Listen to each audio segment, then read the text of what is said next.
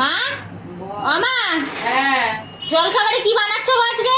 তোর এই ঘুম থেকে ওঠার টাইম হলো? হ্যাঁ, তো কি হয়েছে তাতে? কি হয়েছে মানে?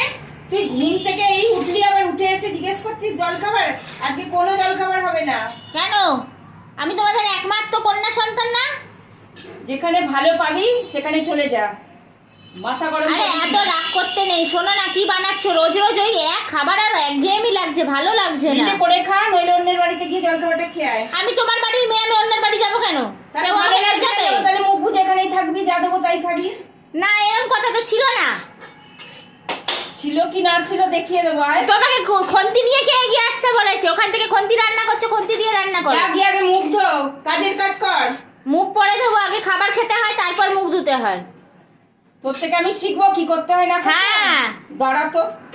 আরে কি করছো, আগে কথাটা শোনো। চলে যা, সকালবেলা মাথা গরম করবি না, চলে যা। তুমি নেবুলাইজার নিয়েছো? তোকে চিন্তা করতে হবে না।